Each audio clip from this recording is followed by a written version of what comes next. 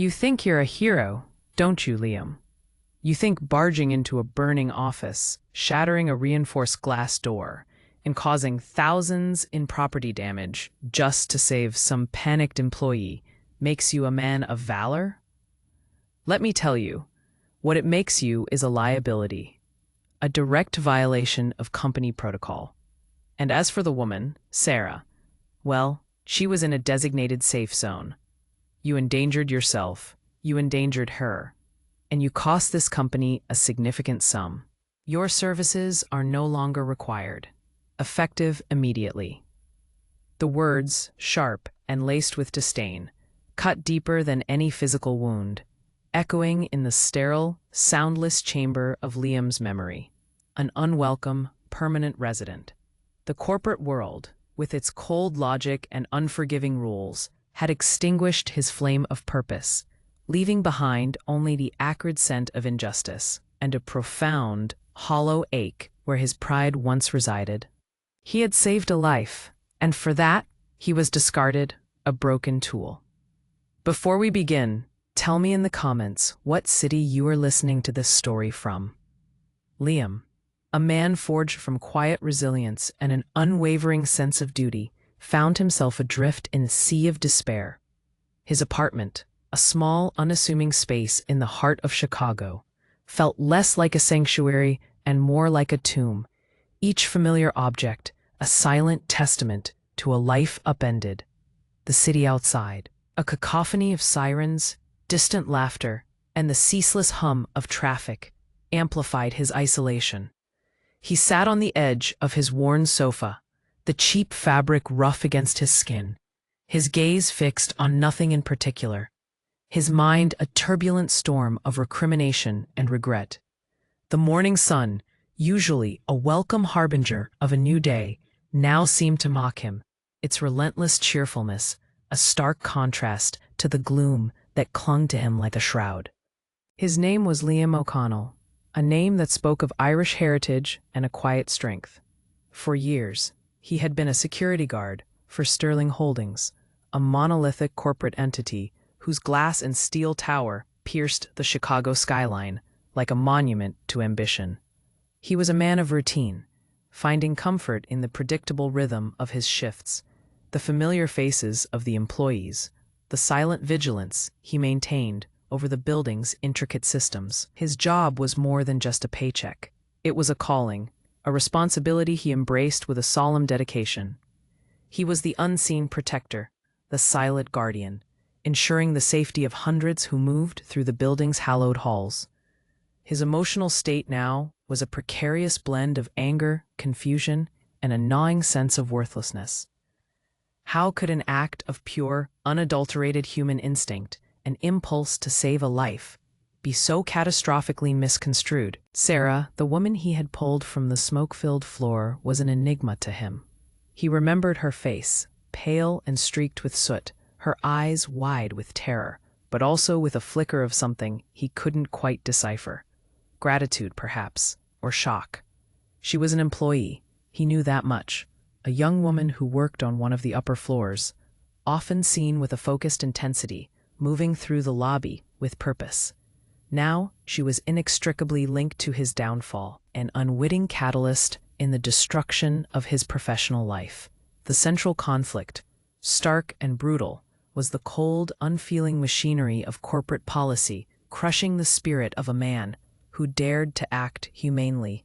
He had followed his moral compass, only to be punished for deviating from the rigid, impersonal guidelines designed to protect property over people. The stakes were immediate and devastating. The loss of his livelihood, the sudden vacuum of purpose, the crushing weight of financial uncertainty. But beyond that, a deeper, more insidious threat loomed.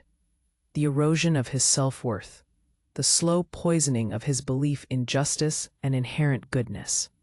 He felt a profound sense of hopelessness beginning to settle in, thick and suffocating. Liam's dedication was legendary among his colleagues, though he would never admit it aloud. He was the first one in, the last one out, meticulously checking every lock, every camera feed, every emergency exit. He knew the Sterling Holdings building better than most of its architects.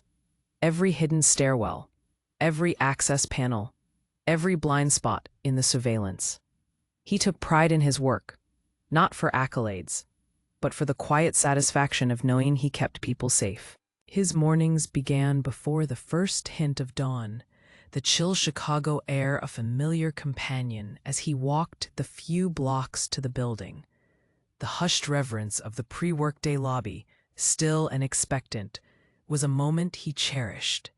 He'd run his hand over the cool marble counter, a silent acknowledgement of the building's silent power, before settling into his chair, eyes scanning the monitors, mind already cataloging the day's potential vulnerabilities. He remembered a particularly frigid winter morning, the kind that bit through layers of clothing, when a pipe had burst in the server room on the 27th floor.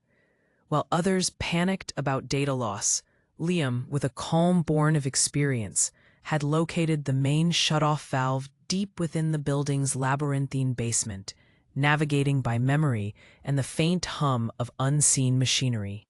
He had worked tirelessly, his hands numb with cold, his breath pluming in the icy air, until the flow was stemmed, preventing catastrophic damage. He hadn't sought praise. The grateful nod from the IT manager was reward enough.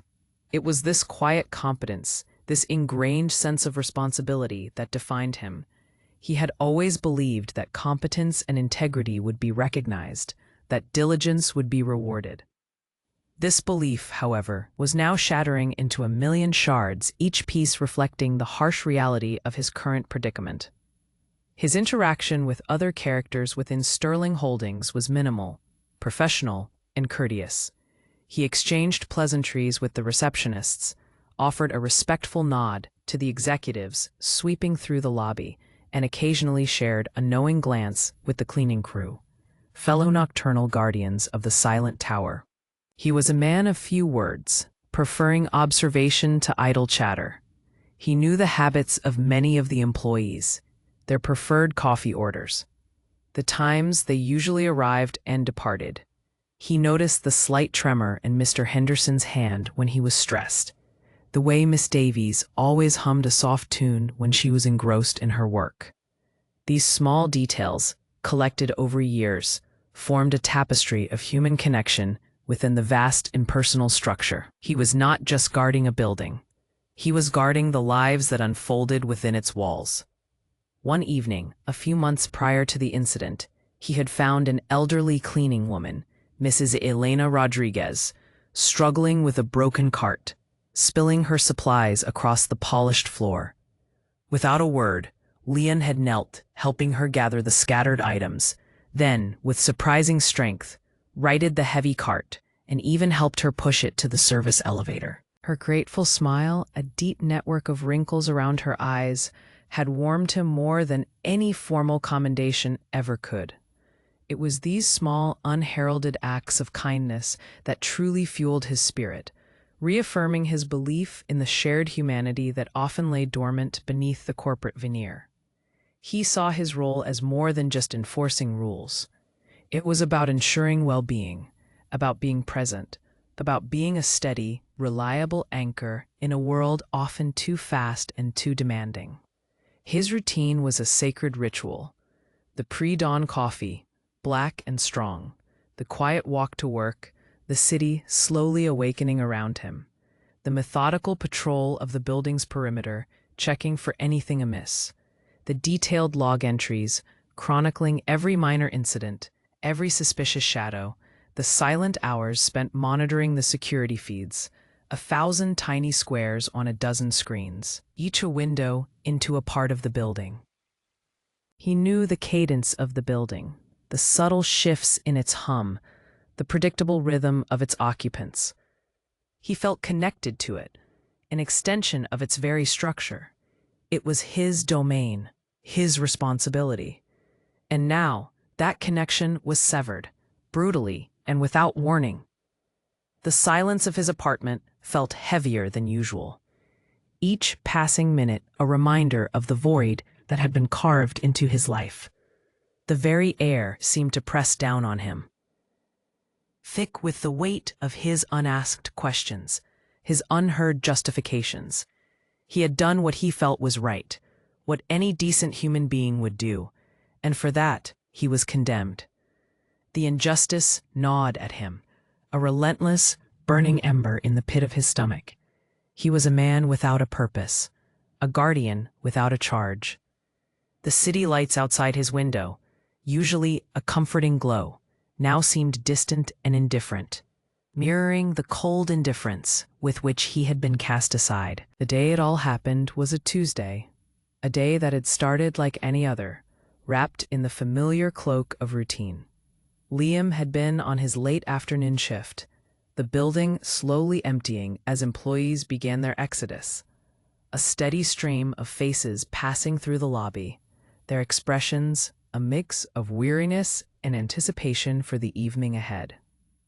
He had just finished his final perimeter check of the ground floor, the scent of expensive coffee mingling with the faint aroma of cleaning products, when the first alarm blared. It wasn't the piercing shriek of a fire alarm, but a more localized, urgent tone originating from the 38th floor. His heart immediately hammered against his ribs, a primal drumbeat of impending crisis. This wasn't a drill. The digital display on his main console flickered, showing a rapidly escalating temperature reading in the server room on that floor, quickly followed by smoke detector activations. Before the automated fire suppression system could fully engage, before the general evacuation order for the entire building was even fully processed, Liam saw something on the surveillance feed that froze his blood. A figure, silhouetted against the orange glow that now pulsed from a distant office on the 38th floor, was pressed against the reinforced glass of a partitioned office, frantically beating on it. It was Sarah. Her face, distorted by fear and the thick smoke already swirling around her, was unmistakable. The initial reports indicated the fire was contained to a server room, but the smoke was spreading rapidly, and Sarah was clearly trapped, cut off from the main corridor by a growing inferno. The protocol, drilled into him countless times, was clear. Secure the area, await emergency services, ensure general evacuation, do not enter a burning building. But protocol hadn't accounted for the raw, visceral sight of human terror, the desperate plea in Sarah's wide, panicked eyes staring directly into a camera that was in that moment her only witness. Without a second thought, Liam reacted. His training kicked in, not the corporate rules, but the deeper, more fundamental instincts of a protector. He barked orders into his radio, directing colleagues to initiate full building evacuation, to alert the fire department to the specific location of the trapped individual. His voice, usually calm and measured, was now taut with urgency. He grabbed the emergency axe, its weight a familiar comfort in his hands, and sprinted towards the service elevator. The ascent felt impossibly slow, each floor number a torturous increment.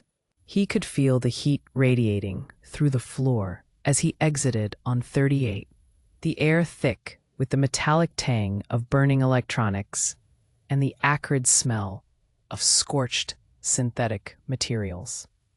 Smoke billowed from the server room, a dark churning beast, licking at the ceiling, obscuring visibility. The main corridor was already a haze, but he could still make out Sarah's frantic silhouette behind the glass, her hands now pressed flat against it, a silent scream of desperation. "Sarah!" he yelled, his voice rough, cutting through the crackle of the flames and the distant wail of sirens approaching the building. She flinched, then turned, her eyes locking onto his, a flicker of hope igniting amidst the terror. The reinforced glass, designed to withstand significant impact, was a formidable barrier. He swung the axe, once, twice, a primal scream tearing from his lungs with each powerful strike. The glass spiderwebbed, then fractured with a deafening crack, shards exploding inwards, showering the floor. He didn't hesitate, pushing through the jagged opening, ignoring the searing heat and the smoke that clawed at his throat, burning his lungs. He reached her, his hand grasping her arm, pulling her towards him. She was light, almost insubstantial, trembling uncontrollably. He remembered the feel of her skin, cold despite the surrounding heat. Her eyes, wide and unfocused, seemed to plead for him to lead her out of the nightmare. He scooped her into his arms, a sudden surge of adrenaline lending him unexpected strength. The weight was manageable, a fragile burden he was determined to carry to safety. He turned, shielding her face against his chest, and began to retrace his steps, navigating the smoke-filled corridor by instinct and memory. The sound of the approaching fire crews now, a roaring symphony of hope. He could feel the heat intensifying, the roar of the fire growing louder, but he focused only on the rhythm of his own breathing, the precious cargo in his arms, and the unwavering resolve to get her out. The descent in the service elevator, once agonizingly slow, was now a blur, a whirlwind of motion carrying them away from the inferno. He emerged into the chaotic but relatively clear air of the ground floor, handing her over to waiting paramedics, her face still pale, but with a new, dawning awareness in her eyes. He had saved her. He had done his duty, and more. Or so he thought. The aftermath was a blur of flashing lights, screaming sirens, and the controlled chaos of first responders. Liam, breathless and covered in soot, but otherwise unharmed, was questioned by fire marshals, his account detailed and precise.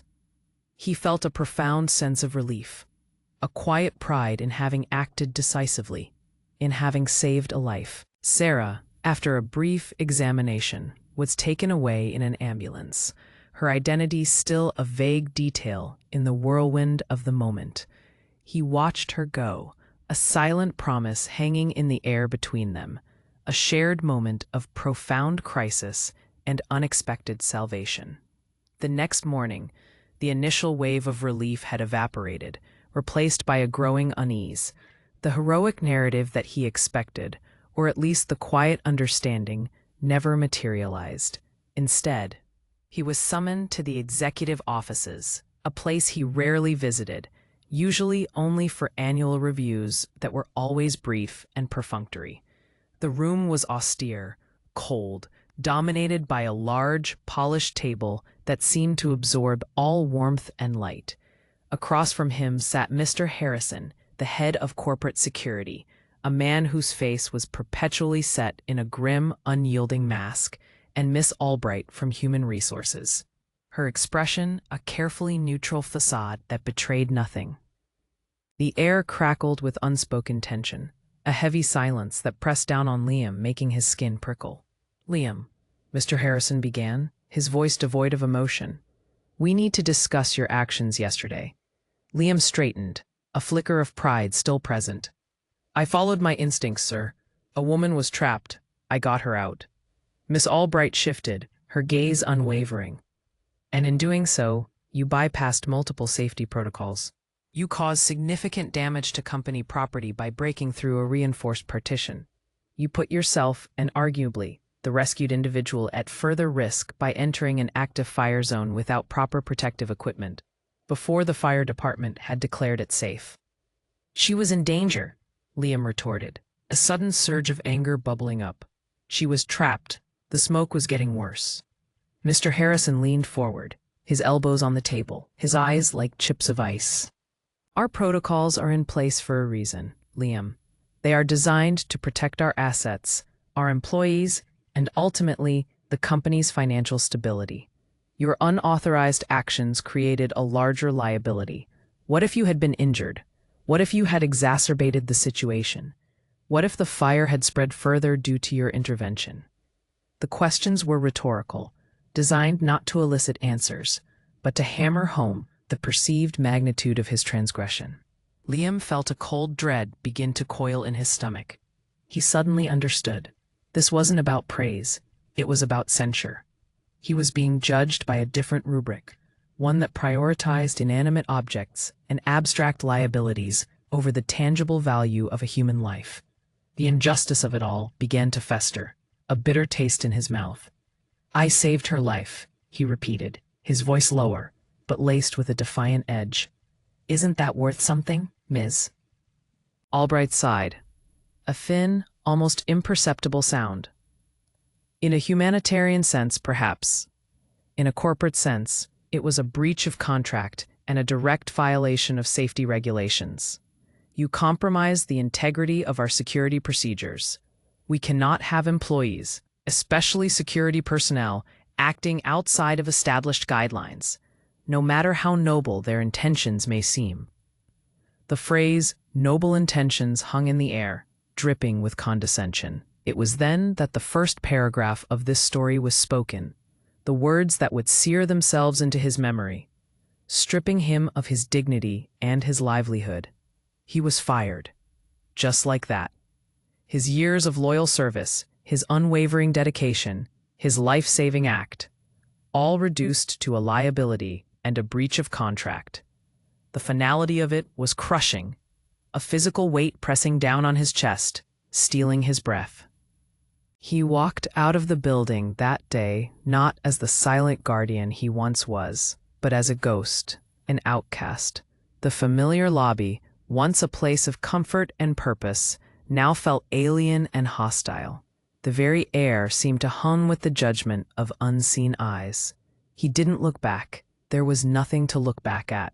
His world had shrunk, his future dissolved into an uncertain, terrifying void. The city, once his vibrant workplace, now felt like a vast, indifferent expanse, offering no solace, no direction. He was adrift, unmoored, the anchor of his profession suddenly cut. The weeks that followed were a torturous descent into the depths of despair. Liam, a man who had always found solace in structure and purpose, now found himself confronting an abyss of emptiness. His small apartment, once a quiet retreat, became a suffocating prison. Each morning, the ritual of waking without a job to go to, without the familiar weight of his uniform, was a fresh wound.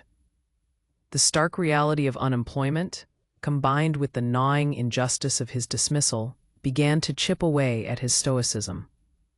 He applied for other security positions, but the circumstances of his departure from Sterling Holdings, vaguely referred to as policy violations, cast a long, dark shadow over his applications. He was branded, subtly but effectively, as a problem employee, a risk. The financial strain was immediate and severe. His savings, modest at best, began to dwindle with alarming speed. Rent, utilities, food. Each bill was a stark reminder of his precarious situation. He cut back on everything, living on instant noodles and stale bread, the simple pleasures of a hot coffee or a fresh meal becoming distant luxuries. The shame of it all was almost as debilitating as the financial stress. He, who had always been self-sufficient, a pillar of quiet reliability, was now struggling, reduced to penny pinching and the humiliating prospect of asking for help, a notion anathema to his independent spirit. The guilt, too, was a constant companion. He replayed the fire scene endlessly in his mind, dissecting every action, every split-second decision. Could he have done something differently? Was there another way to save Sarah without breaking protocol? The answer always was no. He had acted on instinct, on a moral imperative that transcended any corporate handbook. Yet the voice of Mr. Harrison, cold and logical, echoed in his thoughts, telling him he was wrong, that his heroism was a flaw. This internal conflict, the battle between his innate sense of right and the crushing weight of corporate judgment, was slowly eroding his self-belief. He found himself questioning his own judgment, his own moral compass. Had he truly been reckless? Had he truly jeopardized others? The self-doubt was a corrosive acid, eating away at his once unshakable resolve. He spent his days in a haze of despondency, long, aimless walks through the city, observing the bustling lives of others, each person seemingly rushing towards a purpose he no longer possessed. The vibrant energy of Chicago, once a source of quiet inspiration, now felt alien, a stark contrast to the stagnation of his own existence. He would sit in Grant Park, watching the distant shimmer of Lake Michigan, feeling utterly alone, a solitary figure dwarfed by the urban sprawl. The laughter of children, the murmur of conversations, the distant honk of taxis, all blended into a meaningless drone, a soundtrack to his deepening despair.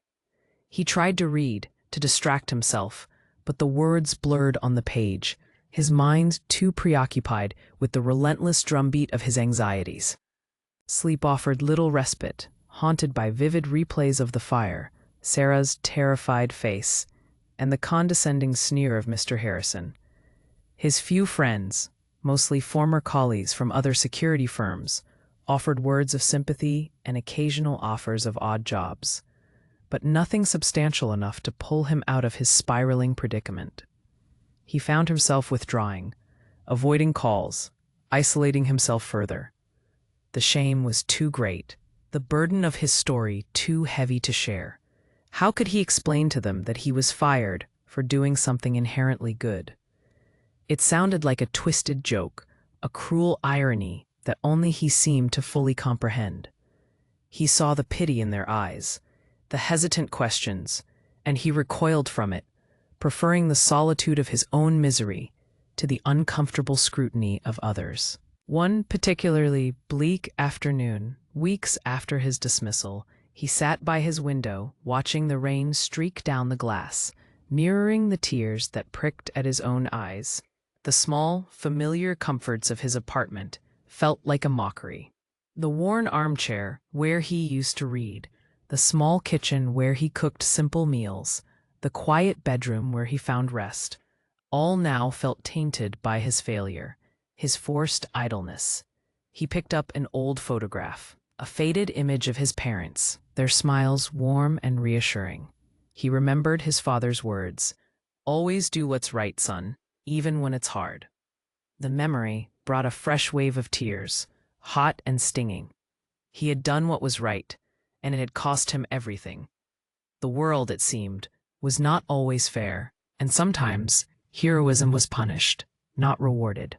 The hopelessness was a physical sensation, a suffocating weight that settled on his chest, making each breath a conscious effort. He felt a profound sense of loss, not just of his job, but of his identity, his purpose, his faith in the fundamental fairness of life. He was a man adrift, stripped bare of all that had defined him, left to contend with the wreckage of a life he no longer recognized. The vibrant spirit that once propelled him, the quiet strength that had always been his anchor, now felt fractured, brittle, teetering on the brink of complete collapse. The city lights began to twinkle outside, a million distant stars, each one a reminder of a world that continued to move forward, indifferent to the silent suffering of one man. He was alone, truly alone, in the vast, indifferent expanse of his own despair. Tell me in the comments what city you are listening to this story from. Like and share with someone who loves emotional stories. The relentless hum of the city, a sound Liam had once found comforting, now seemed to mock his stillness. Days bled into weeks, each one a carbon copy of the last, marked by the same aimless wandering, the same gnawing self-doubt, the same heavy silence in his small apartment. He had pruned his contacts, ignored calls, and retreated into a self-imposed exile. A shame of his unemployment and the bitter taste of injustice too potent to share. The few security job applications he dared to submit were met with polite rejections, the veiled references to policy violations from Sterling Holdings acting as an invisible, unscalable barrier. He was trapped in a purgatory of his own making, a hero in his own mind, a pariah in the eyes of the corporate world. The irony was a cruel, persistent whisper in his ear. One particularly dreary afternoon, a few months after his dismissal, as Liam sat staring out his window at the perpetually gray Chicago sky, a soft knock echoed from his apartment door. He rarely received visitors, and his first instinct was to ignore it, to pretend he wasn't home. But the knock came again, insistent yet polite, pulling him from his stupor. He hesitated, then slowly rose, his movements stiff and unpracticed. Who could it be? He peered through the peephole, his heart quickening with a mix of trepidation and curiosity. Standing in the hallway, looking slightly nervous but determined, was Sarah. His breath hitched. The woman he had saved, the unwitting catalyst of his downfall, stood on his doorstep. She was dressed simply, in a dark coat, her hair pulled back, but her eyes held the same intensity he remembered, though now tinged with something he couldn't quite place.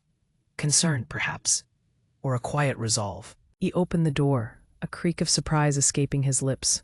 "Liam?" she asked, her voice soft, almost hesitant, a stark contrast to the chaos of their last encounter. I hope I'm not disturbing you." He simply stared, unable to form words. The sheer unexpectedness of her presence had momentarily robbed him of his voice. He had imagined 1,000 scenarios for their next meeting, none of them involving her appearing unannounced at his humble abode. "I found your address through a mutual acquaintance," she explained, a faint blush rising on her cheeks. "It wasn't easy. I've been looking for you." "Looking for me," he finally managed, his voice raspy from disuse. He stepped aside, gesturing for her to enter. The small gesture of hospitality, an automatic response, despite his inner turmoil. The apartment, usually a haven of his solitude, suddenly felt exposed, too small, too filled with the echoes of his recent despair. She stepped inside, her gaze sweeping over the modest living space, taking in the sparse furnishings, the stack of unread books, the quiet air of neglect. "I heard what happened," she said, her voice dropping to a near whisper, her eyes meeting his, filled with a profound sadness. "About you being fired." A bitter laugh escaped him, a harsh, unfamiliar sound. "Yes, fired for saving your life. The irony isn't lost on me." He regretted the sharpness of his tone immediately. She was, after all, a victim in this too. "It's not irony, Liam," she corrected, her voice firming, a new resolve entering her eyes. "It's an outrage, and I couldn't just let it stand." She paused, taking a deep breath, her hands clasped tightly in front of her. The silence stretched between them, thick with unspoken emotions, the weight of their shared past. The scent of her perfume, light and floral, was a stark contrast to the lingering smell of stale air in his apartment. "I need to tell you something," she continued, her gaze unwavering. "Something I didn't realize until much later, after I recovered from the shock of the fire, after I started asking questions about what happened that day, about you." She took another slow breath, her chest rising and falling, the small gesture betraying a nervousness beneath her determined exterior. "My full name is Sarah Sterling, and my father, he owns Sterling Holdings." The words hung in the air, shattering the silence, reverberating through Liam's very being. The twist, the unexpected revelation, struck him with the force of a physical blow. Sarah Sterling, the CEO's daughter. The realization flooded him, washing away the bitterness, the despair, replacing it with a dizzying mix of disbelief and a flicker of something he hadn't felt in months: hope. The pieces of the puzzle, the seemingly insurmountable wall of corporate indifference, suddenly clicked into place, revealing a new, astonishing picture. He had saved the daughter of the man who owned the very company that had discarded him. The implications were staggering, monumental. He could only stare at her, his mouth slightly agape, the city outside fading into an indistinct blur as his entire world tilted on its axis. "My father," Sarah continued, her voice now brimming with quiet fury, "is a man of principle, but also a man who trusts his executives implicitly. He was given a sanitized version of events, a report that painted you as reckless, as a liability.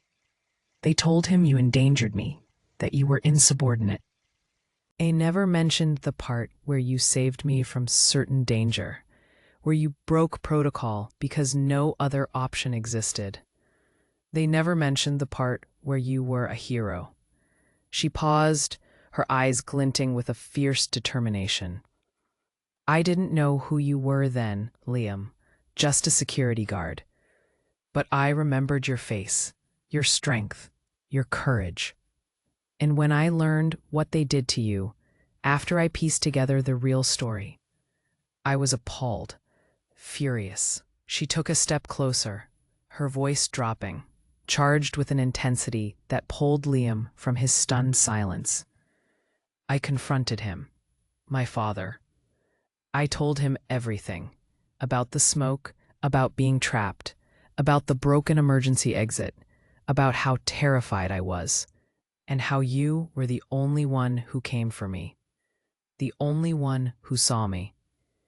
He was shocked, disgusted by how his own company had treated you. He prides himself on loyalty, on integrity. And they had betrayed both. Liam could feel a tremor starting deep within him, a nascent warmth spreading through the cold emptiness that had resided in his chest for months. The validation, the acknowledgement of his actions, was a powerful balm to his wounded spirit. He had been right all along. His instincts had been true. He wants to meet you, Sarah said, her voice softer now, a hint of something akin to awe in her expression. He wants to apologize personally. And he wants to offer you something, Liam. Something more than just your old job back. The words hung in the air, pregnant with possibility. Liam felt a surge of emotions, relief, vindication, a profound sense of gratitude towards this woman who had unknowingly held his future in her hands. She had not only saved his reputation, but was now offering him a chance at redemption, a new path forward.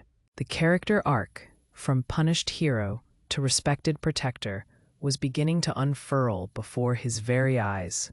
The cold despair that had gripped him for so long began to recede, replaced by a tentative, fragile hope. He looked at Sarah, truly looked at her, seeing not just the woman he saved, but the unexpected angel of his salvation. The silence in the room was no longer heavy with despair, but with the quiet anticipation of a new beginning. The rain outside had stopped, and a faint sliver of sunlight pierced through the clouds, casting a hopeful glow on his small, humble apartment. The following morning, Liam found himself standing before the imposing glass and steel facade of Sterling Holdings once again. This time, however, the familiar edifice didn't loom with the oppressive weight of past injustice. Instead, it shimmered with the promise of a new, unforeseen chapter. He wore his best, albeit slightly worn suit, its fabric feeling a little snug after weeks of neglect and sparse meals. A tremor of nerves ran through him, but it was tempered by a growing sense of anticipation, a feeling he hadn't experienced in months. Sarah was waiting for him in the vast, echoing lobby, a small, encouraging smile gracing her lips. She looked different today, less like the terrified employee he'd rescued, and more like a woman of significant standing, her posture radiating quiet confidence. "Ready?" she asked, her voice a low, steadying murmur, seeing the apprehension in his eyes. He nodded, a silent affirmation. "As I'll ever be." The ascent in the executive elevator was unlike any ride he'd taken before. No security console, no surveillance screens, just the hushed hum of the machinery and the polished silence of the cabin. Sarah stood beside him, her presence a silent assurance. They emerged on the top floor, a realm he had only ever glimpsed in company brochures. The office was breathtaking, a sprawling expanse of glass and dark wood with panoramic views of the entire city. The Chicago skyline stretched out beneath them, a testament to human ambition and ingenuity. The air was thick with the scent of expensive leather and polished wood, a stark contrast to the sterile scent of the general offices. Behind a massive, gleaming desk, a man with a distinguished shock of silver hair and sharp, intelligent eyes rose to greet them. This was Mr. Sterling, the CEO, the patriarch of the empire. His presence was commanding, yet his gaze, when it met Liam's, held an unexpected warmth, a flicker of genuine remorse. "Liam O'Connell," Mr. Sterling said, extending a hand across the vast desk. His grip was firm, sincere. "It's an honor to finally meet you. Sarah has told me everything." Liam shook his hand, a surge of emotion almost overwhelming him. "Sir," it was all he could manage. "Please sit." Mr. Sterling gestured to the plush leather chairs opposite his desk. Sarah settled into one, offering Liam another reassuring glance. "Liam," Mr. Sterling began, his voice deep and resonant, "what my company did to you was an egregious error, a profound injustice. I am truly sorry. My executives, in their misguided attempts to protect company assets and uphold rigid protocols, utterly failed to see the human element, the heroic act you performed. They painted a picture of insubordination, of reckless disregard for rules. But Sarah showed me the truth. She described the fear, the smoke, the imminent danger. She made it clear that you acted not out of defiance, but out of courage and a deep sense of moral obligation." He paused, his gaze sweeping between Liam and Sarah, a hint of paternal pride in his eyes when he rested on his daughter. "This company, Liam, prides itself on being a place of integrity, a place where people are valued. What happened to you was a betrayal of those values, and for that, I offer my deepest, most sincere apologies." Liam felt a profound sense of validation, a quiet healing beginning in the deepest corners of his heart. The words, spoken directly by the most powerful man in the company, washed away months of bitterness and self-doubt. "Thank you, sir," he said, his voice thick with emotion. It means a great deal to hear that."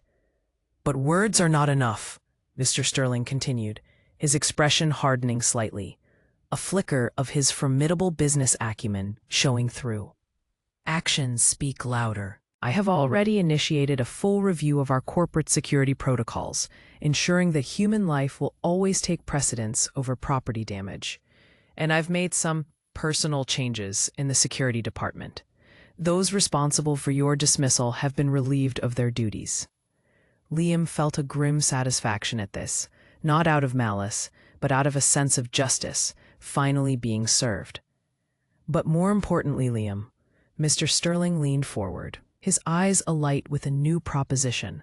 "I believe we need a new vision for security at Sterling Holdings, one that is proactive, intuitive, and deeply rooted in a genuine care for our people. Sarah has been instrumental in helping me see this, and we both believe there is only one man capable of leading this new initiative." He paused, letting the weight of his words sink in. "Liam O'Connell, I want to offer you the position of head of corporate security for Sterling Holdings. It would entail overseeing all security operations, developing new protocols, managing a team, and ensuring the absolute safety and well-being of every person within our properties. You would report directly to me." The offer hit Liam like a gentle but powerful wave, washing over him, leaving him breathless. Head of corporate security. It was a leap, a transformation he could never have dreamed of in his darkest days. From a punished guard to a respected protector, a leader with the authority to implement the very values he had been fired for upholding. The irony was sweet, triumphant. He looked at Sarah, her smile radiant, her eyes conveying a silent message of encouragement and belief. "It's a significant role, Liam," Mr. Sterling added, sensing his stunned silence. "It comes with significant responsibility, and a commensurate salary and benefits package, of course. But more than that, it comes with the chance to shape the future of security. to create a system where no one else is ever penalized for doing the right thing. Liam's mind raced, a whirlwind of possibilities and renewed purpose. He envisioned a security force that was not just about surveillance and rules, but about genuine protection, about fostering a culture of safety and care. He saw himself training new guards, instilling in them the very values that had guided him. He saw a future where his experience, his instincts, his moral compass would not only be tolerated, but celebrated, forming the very foundation of a new, more humane approach to corporate security. He took a deep, steadying breath, the air in the opulent office feeling crisp and invigorating. The despair, the hopelessness, the quiet erosion of his spirit, all of it seemed to dissipate, replaced by a surge of adrenaline, a profound sense of vindication, and a renewed, vibrant purpose. He looked from Mr. Sterling to Sarah, his heart swelling with a gratitude that transcended words. "Mr. Sterling," Liam said, his voice regaining its strength, "I accept, and I promise you, I will not let you down. I will build the best, most human-centric security force this company has ever seen." A genuine smile spread across Mr. Sterling's face. "I have no doubt you will, Liam. Welcome back. Welcome to your rightful place." Sarah, unable to contain her joy, clapped softly, her eyes shining with warmth. "Welcome, Liam."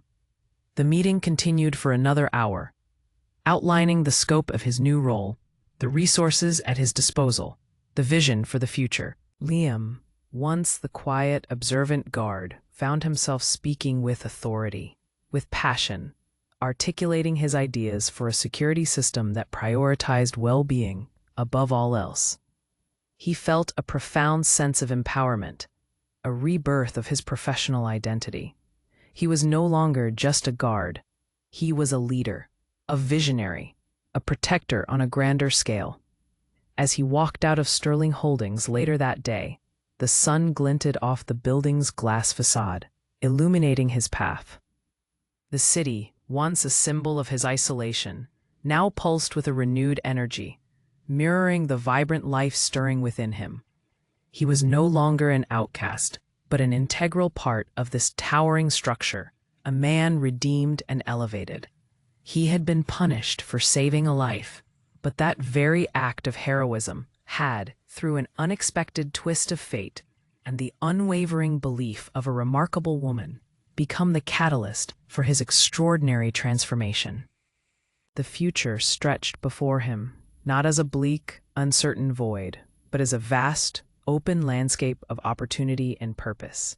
He was Liam O'Connell, and he was ready to protect, to lead, and to inspire. The quiet hero had found his true calling, not just as a guardian of property, but as a steadfast protector of people and the values that truly matter.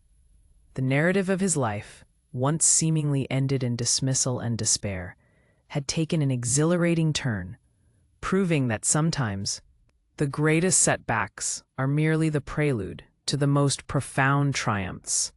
He walked with a new lightness in his step, the city lights twinkling like 1,000 promises, each one reflecting the bright, hopeful future he now embraced. Thank you for staying until the end. If this exploding with emotions narrative left you breathless and forever transformed, like it now and share it immediately with someone who loves life-changing tales before everyone misses this bombshell. Tell me in the comments what city you are listening to this story from.